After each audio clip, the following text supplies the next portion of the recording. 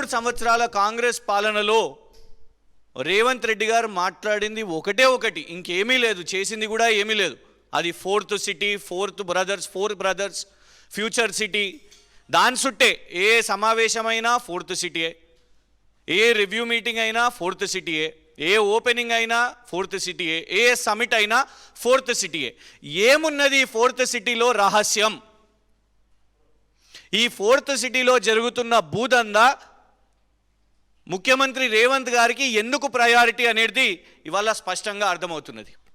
ఇక్కడ సంపాదించుకుంటున్న నల్లధనాన్ని వాళ్ళ అన్నదమ్ములతోని విదేశాలకు పంపించి దాన్ని తెల్లధనంగా తీసుకురావడానికి ఒక మొత్తం ప్రక్రియ రేవంత్ రెడ్డి గారు చేస్తున్నారు. ఇటు భూదందాలు, ఇంకోవైపు మొన్ననే ఇటీవల వాళ్ళ అల్లునికి సంబంధించిన మెడికోవర్ హాస్పిటల్స్ని ఓపెనింగ్ చేసిర్రు. అల్లుంది కాబట్టి దాన్ని మొన్న విదేశీ కంపెనీకి అమ్మేసిర్రు 13,000 కోట్లకు, 13,200 కోట్లకు. ఇవి సరిపోక ఇంకొక తమ్ముని ఏం చేయాలి అనుముల కొండలనని ఇవాళ నేరుగా షెల్ కంపెనీలు, ఇది Tesseract advanced systems private limited, ఈ company specialty aerospace and defence సిస్టమ్స్ని తయారీ చేయడం అంట, మ్యానుఫ్యాక్చరింగ్. ఈ కంపెనీకి డిపిఐఐటి యొక్క పర్మిషన్ ఉందా, లైసెన్స్ ఉందా అనేది ఇవాళ మేము రేవంత్ రెడ్డి గారిని అడుగుతున్నాం. గవర్నమెంట్ ఆఫ్ ఇండియా నిబంధనల ప్రకారం ఏరోస్పేస్ అండ్ డిఫెన్స్ సిస్టమ్స్ యొక్క మ్యానుఫ్యాక్చరింగ్ చేయాలంటే డిపిఐఐటి యొక్క లైసెన్స్ ఉండాల్సిన అవసరం ఉన్నది. ఈ కంపెనీకి లేదు. ఈ కంపెనీ కేవలం 1,00,000 రూపాయలతో మొదలైంది, 1,00,000 క్యాపిటల్తోని. వాళ్ళు ప్రొడ్యూస్ చేసింది ఏమీ లేదు, మ్యానుఫ్యాక్చరింగ్ చేస్తున్నది ఏమీ లేదు.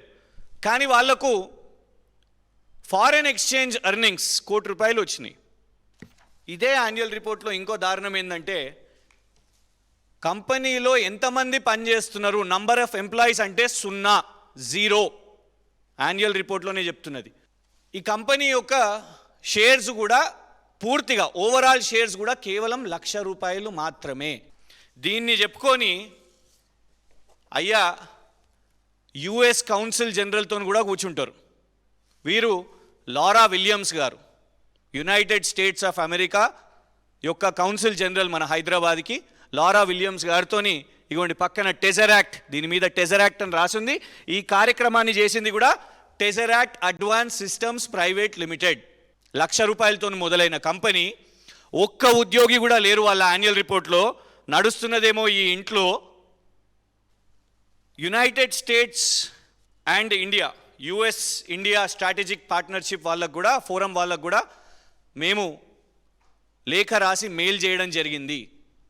దీని యొక్క పారామీటర్స్ ఏంటిది, కొండలరెడ్డి గారిని మీరు మీ ఎగ్జిక్యూటివ్ కమిటీలోకి ఎట్లా తీసుకున్నారు, కేంద్ర ప్రభుత్వం దీని మీద ఏమన్నా కనీసం చూసిందా? ఇవాళ ముఖ్యమంత్రి గారు చేసిన నేరం, ఈ యొక్క తెలంగాణ ఏరోస్పేస్ అండ్ డిఫెన్స్ ఇల్లేదైతుందో దీనికి ఈ భూమిని కేటాయించారు.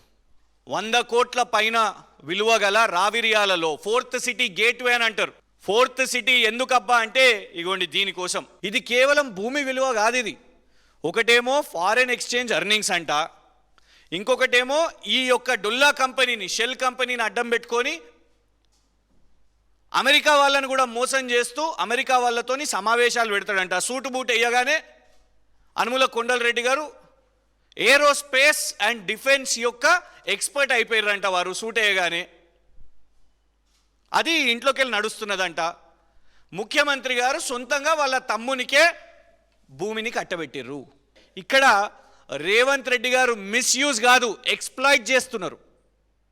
ముఖ్యమంత్రి కార్యాలయంలో కూర్చొని తను ప్రమాణం చేసింది ఎలాంటి పక్షపాతం లేకుండా నేను వివరిస్తా అని. కానీ వాళ్ళ అన్నదమ్ములకు భూములు రాసియాలి, షెల్ కంపెనీలు మొదలుపెట్టాలి, వాళ్లకు కోట్ల రూపాయల భూములు అప్పచెప్పాలని వ్యాపారం చేస్తున్నారు ముఖ్యమంత్రి గారు. ఇలా నేరుగా ముఖ్యమంత్రి గారిని అడుగుతున్నాం. ఇందులో విచారణ అడగడానికి ఏం లేదుగా. ఇది open and shut case. Land allotment జరిగింది, ఇదొక షెల్ కంపెనీ. ముఖ్యమంత్రి గారే ఇవాళ కూర్చొని వాళ్ళ అన్నదమ్ములకు, వాళ్ళ అంచర్లకు భూములు ఇచ్చేస్తే ఆ భూభారతి యాక్సెస్ లేదు. ఇవాళ ఫోర్త్ సిటీలో ఎన్ని భూములు ఇచ్చేసారో ఎవరికీ తెలియదు. దీన్ని మేము కొన్ని రోజుల నుంచి సోషల్ మీడియాలో పత్రికల్లో ఇవి వస్తుంటే నిన్న బీజేపీ ఎంపీ అరవింద్ ధర్మపురి గారు కూడా ఏదో ట్వీట్ చేసిరు. నామమాత్రంగా ట్వీట్ చేయడం కాదు, మేము బీజేపీ వాళ్ళని కూడా అడుగుతున్నాం, కేంద్రంలో ఉన్న వాళ్ళని కూడా అడుగుతున్నాం, ఇంత ఓపెన్గా ముఖ్యమంత్రి పదవిలో కూర్చొని ముఖ్యమంత్రి గారు షెల్ కంపెనీస్ వాళ్ళ తమ్ముతో ఓపెన్ చేపిస్తూ ఇలాంటి ఇళ్లల్లో నడుస్తున్న ఏరోస్పేస్ అండ్ డిఫెన్స్ అని చెప్పుకుంటూ మీరు భూదందాలు చేసుకుంటూ భూములు కేటాయింపు చేస్తుంటే మరి కేంద్ర ప్రభుత్వం ఏం చేస్తున్నది? ఏఐసిసి రాహుల్ గాంధీ గారు కూడా సమాధానం చెప్పాలి దీని మీద.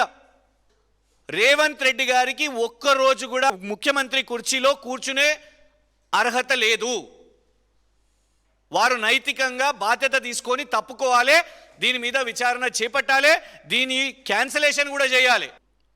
చేస్తున్నది షెల్ కంపెనీలు, మొదలవుతున్నది బ్లాక్ దందా, ఆ తర్వాత ఫారెన్ ఇన్వెస్ట్మెంట్స్ అని చెప్పి దీన్ని వైట్ చేస్తున్నారు. ఇది ఖచ్చితంగా కేంద్ర ప్రభుత్వం కూడా దీని మీద విచారణ చేపట్టాల్సిన అవసరం ఉంది.